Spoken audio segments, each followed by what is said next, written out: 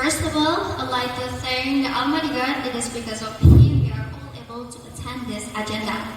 Secondly, may salawat and salam always be delivered to our Prophet Muhammad Sallallahu Alaihi Wasallam, who had brought us from the darkness to this bright modern era that we live in today. The Excellency goes to our beloved father, Professor Dr. Kiai Haji Muhammad Fajar Laksana, as a CQMM VST and his vast family. Honorable Ibu Hajah Dina Arifianti Zafar, SA MSc, and her excellent family. Respectable of LID and LP2SSC, who always support me and guide us well. And I don't forget to say thanks to all of my friends who always accompany me. May Allah always bless us. Amin, amin, ya rabbal alamin. Hello everyone.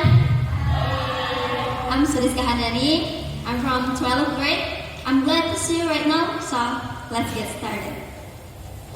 Now, I'm going to talk about Indonesia education system.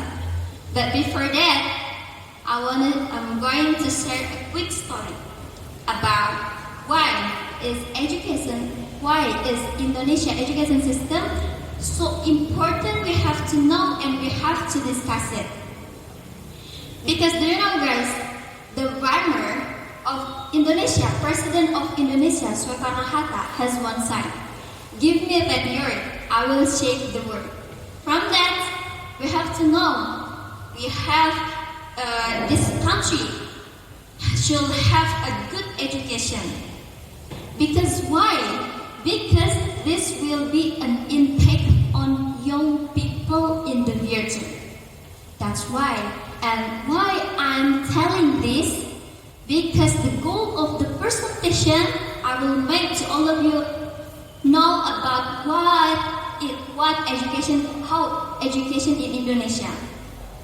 Okay, actually I am a little nervous. I'm sorry before because I am speak naturally, but I keep to make you understand about what I say and about my presentation. So, standing here, I will explain it about system education in Indonesia. I will explain it starting from pros and the cons. Okay, next. The first pros is the topic I will explain starting from the pros and the cons. So, Mr. Next. The first is the education system focuses on core subjects. Like this. So a lot of lessons we have to understand it and we have to focus it. Sometimes some of the teachers always to force us to understand it and we have to focus it. And don't be surprised if Indonesia is too much generalist rather than specialist. And that's why, even though we already know, many schools cannot blend this curriculum. Next. The third is integrated with national values. This is also good for all of us. It's like, such as ceremonies and we're learning about history. It is also good for all of us because why? Because the AIM is not to forget that history has passed. Next. Okay, those are the pros. So what about the cons? Next.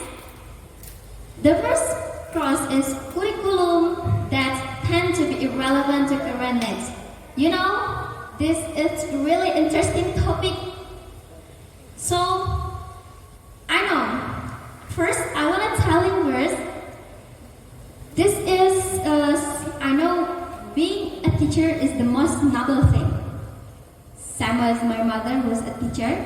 So I'm standing here not be bad mouth about teacher. I'm just expressing what I know. So the first is teachers don't understand what their student needs. Sometimes like that. Next. And the second is lack of teacher having method that make their student happy in their lesson. So that's why I think the government should make training before someone wants to be teachers. They have to training first. Because why? Because if some of teacher then they don't have a good experience, they will get bullied from their students. Sometimes like that. So the second cons is lack of program to train critical thinking. Guys, critical thinking is the most important in your life, in the world. Sometimes I have a quick story, Some of teachers want their students to be critical thinking, but they didn't to be critical thinking, so it's impossible. Sometimes you have to know how to build critical thinking in your brain. The first is we have to ask about what didn't know. I have a short story. When I asked some of teachers in Kediri, she wants me to be critical thinking, but when I asked to her, I got insult. I got salt from the other. That's why that make our mind is blocked down. So next, the third is relatively mirror space to explore interests. This is so interesting for me. We learn study example about the average a child in Indonesia, who choose the wrong college major sometime. And for example, if a child doesn't like math, but he goes to psychologist to study statistics. So this is the wrong major. So that's why Indonesia should make space for children to explore their students to interested. Okay, guys.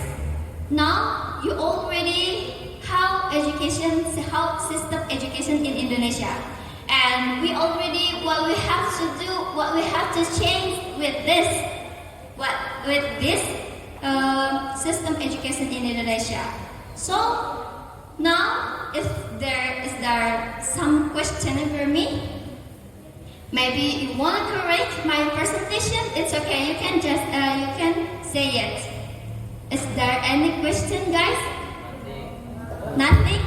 Okay. If there are any question, I will close my presentation right now. So, thank you so much for your nice attention. Hopefully, this presentation will be usable for all of us and also for me. I do apologize for all mistake I made. The last I say, wassalamualaikum warahmatullahi wabarakatuh.